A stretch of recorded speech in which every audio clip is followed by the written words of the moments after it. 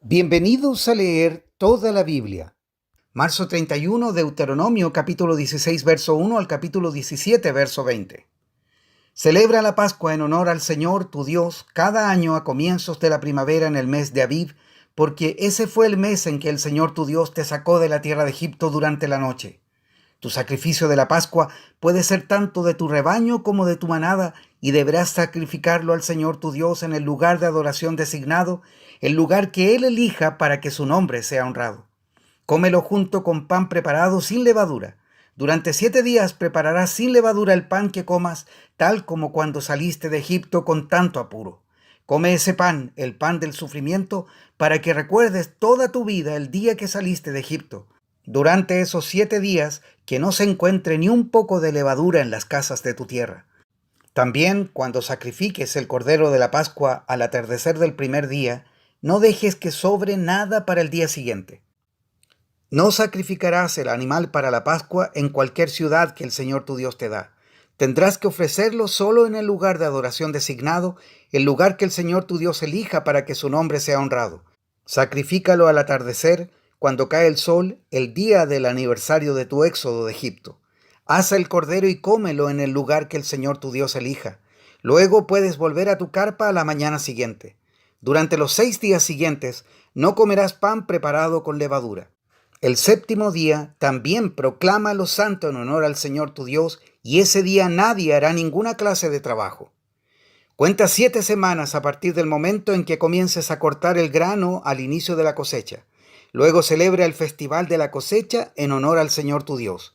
Llévale una ofrenda voluntaria en proporción a las bendiciones que hayas recibido de Él. Será un tiempo de celebración delante del Señor tu Dios en el lugar de adoración que Él designe para que su nombre sea honrado. Celebra con tus hijos e hijas, con tus siervos y siervas, con los levitas que vivan en tus ciudades, con los extranjeros y con los huérfanos y las viudas que vivan en medio de ti. Recuerda que tú también una vez fuiste esclavo en Egipto, así que asegúrate de obedecer todos estos decretos. Celebra el festival de las enramadas durante 7 días, al finalizar la temporada de la cosecha, después de trillar el grano y prensar las uvas.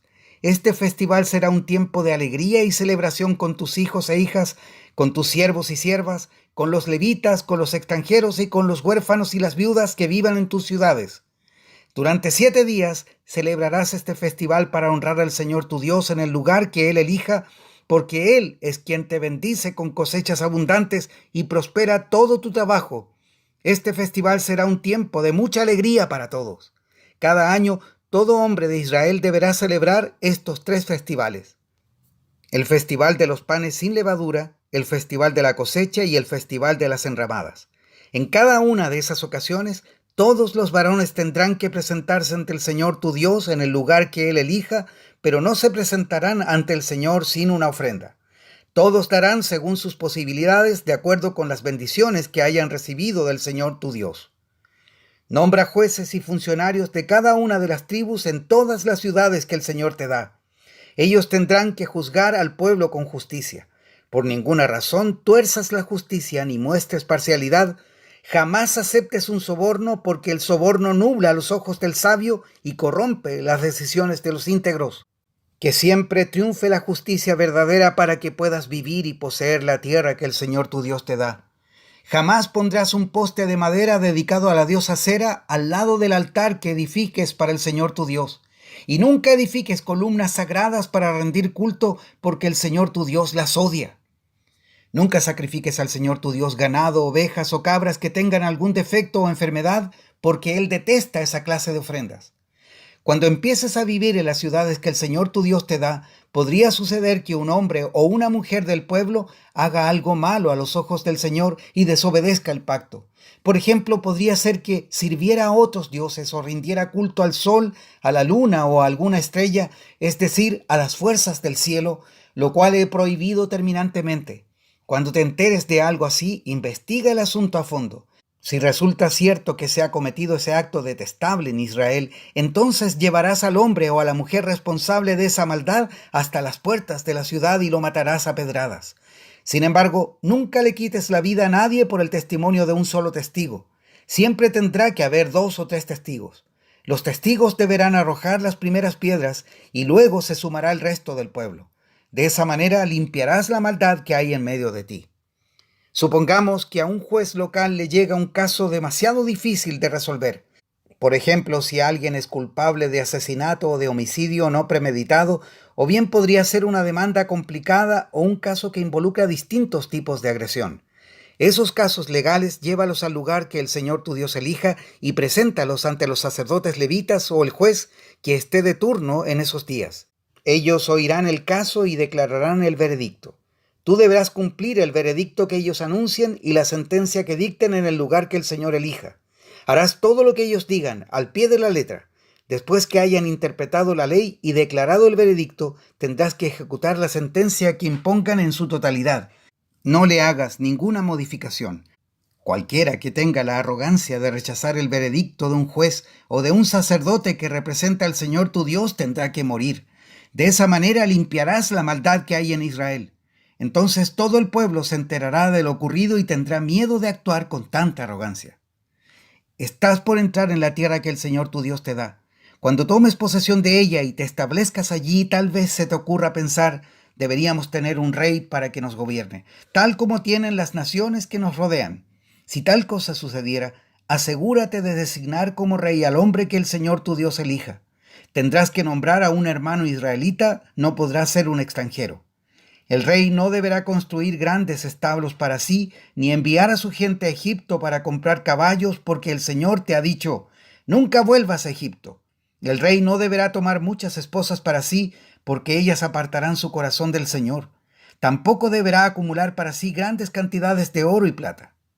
Cuando se siente en el trono a reinar, deberá producir una copia de este conjunto de instrucciones en un rollo en presencia de los sacerdotes levitas. Tendrá esa copia siempre consigo y la leerá todos los días de su vida. De esa manera, aprenderá a temer al Señor su Dios al obedecer todas las condiciones de esta serie de instrucciones y decretos. La lectura diaria impedirá que se vuelva orgulloso y actúe como si fuera superior al resto de sus compatriotas, y también impedirá que se aparte de los mandatos en lo más mínimo. Además, será una garantía de que él y sus descendientes reinarán por muchas generaciones en Israel. Lucas capítulo 9, versos 7 al 27. Cuando Herodes Antipas, el gobernante de Galilea, oyó hablar de todo lo que Jesús hacía, quedó perplejo. Algunos decían que Juan el Bautista había resucitado de los muertos. Otros pensaban que Jesús era Elías o algún otro profeta, levantado de los muertos. Decapité a Juan, decía Herodes. Así que, ¿quién es este hombre de quien oigo tantas historias? Y siguió tratando de ver a Jesús. Cuando los apóstoles regresaron, le contaron a Jesús todo lo que habían hecho. Luego él se retiró con ellos sin llamar la atención hacia la ciudad de Betsaida. Pero las multitudes descubrieron a dónde iban y lo siguieron. Jesús los recibió y les enseñó acerca del reino de Dios y sanó a los que estaban enfermos. Al atardecer, los 12 discípulos se le acercaron y le dijeron: despide a las multitudes para que puedan conseguir comida y encontrar alojamiento para la noche en las aldeas y granjas cercanas. En este lugar alejado no hay nada para comer. Jesús les dijo: denles ustedes de comer. Pero lo único que tenemos son 5 panes y 2 pescados, le respondieron. ¿O esperas que vayamos y compremos suficiente comida para toda esta gente? Pues había alrededor de 5,000 hombres allí. Jesús les respondió: díganles que se sienten en grupos de unos 50 cada uno. Entonces todos se sentaron. Jesús tomó los 5 panes y los 2 pescados, miró hacia el cielo y los bendijo. Luego, a medida que partía los panes en trozos, se los daba a sus discípulos junto con los pescados para que los distribuyeran entre la gente. Todos comieron cuanto quisieron y después los discípulos juntaron 12 canastas con lo que sobró. Cierto día Jesús se alejó de las multitudes para orar a solas. Solo estaban con él sus discípulos y les preguntó: ¿quién dice la gente que soy? Bueno, contestaron, algunos dicen Juan el Bautista, otros dicen Elías, y otros dicen que eres uno de los otros antiguos profetas que volvió de la muerte. Entonces les preguntó: ¿y ustedes? ¿Quién dicen que soy? Pedro contestó: tú eres el Mesías, enviado por Dios. Jesús les advirtió a sus discípulos que no dijeran a nadie quién era él. El Hijo del Hombre tendrá que sufrir muchas cosas terribles, les dijo. Será rechazado por los ancianos, por los principales sacerdotes y por los maestros de la ley religiosa. Lo matarán, pero al tercer día resucitará. Entonces dijo a la multitud: si alguno de ustedes quiere ser mi seguidor, tiene que abandonar su manera egoísta de vivir, tomar su cruz cada día y seguirme. Si tratas de aferrarte a la vida, la perderás, pero si entregas tu vida por mi causa, la salvarás. ¿Y qué beneficio obtienes si ganas el mundo entero, pero te pierdes o destruyes a ti mismo? Si alguien se avergüenza de mí y de mi mensaje, el Hijo del Hombre se avergonzará de esa persona cuando regrese en su gloria y en la gloria del Padre y de los santos ángeles. Les digo la verdad, algunos de los que están aquí ahora no morirán sin antes ver el reino de Dios. Salmos 72, versos 1 al 20. Oh Dios, concede al Rey tu amor por la justicia y da rectitud al Hijo del Rey. Ayúdale a juzgar correctamente a tu pueblo, que los pobres siempre reciban un trato imparcial, que las montañas den prosperidad a todos y que las colinas sean fructíferas. Ayúdalo a defender al pobre, a rescatar a los hijos de los necesitados y a aplastar a sus opresores. Que te teman mientras el sol brille y mientras la luna permanezca en el cielo. Sí, para siempre. Que el gobierno del rey tenga la frescura de las lluvias de primavera sobre la hierba recién cortada, de los aguaceros que riegan la tierra. Que florezcan todos los justos durante su reinado. Que haya prosperidad abundante hasta que la luna deje de existir. Que reine de mar a mar y desde el río Éufrates hasta los extremos de la tierra. Los nómadas del desierto se inclinarán ante él, sus enemigos caerán a sus pies sobre el polvo. Los reyes occidentales de Tarsis y de otras tierras distantes le llevarán tributo. Los reyes orientales de Saba y de Seba le llevarán regalos. Todos los reyes se inclinarán ante él y todas las naciones le servirán. Rescatará a los pobres cuando a él clamen. Ayudará a los oprimidos que no tienen quien los defienda. Él siente compasión por los débiles y los necesitados y los rescatará.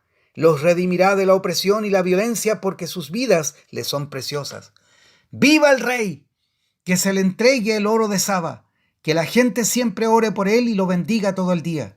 Que haya grano en abundancia por toda la tierra, que brote aún en la cima de las colinas. Que los árboles frutales florezcan como los del Líbano y los habitantes crezcan como la hierba en el campo. Que el nombre del rey permanezca para siempre, que se perpetúe mientras el sol brille. Que todas las naciones sean bendecidas por medio de él y lo elogien. Alaben al Señor Dios, el Dios de Israel, el único que hace semejantes maravillas. Alaben su glorioso nombre por siempre, que toda la tierra se llene de su gloria. Amén y amén. Aquí terminan las oraciones de David, hijo de Isaí. Proverbios 12, versos 8 al 9. La persona sensata gana admiración, pero la persona con la mente retorcida recibe desprecio. Más vale ser una persona común con sirvientes que darse aires de grandeza y no tener para comer. Hasta aquí la lectura de hoy.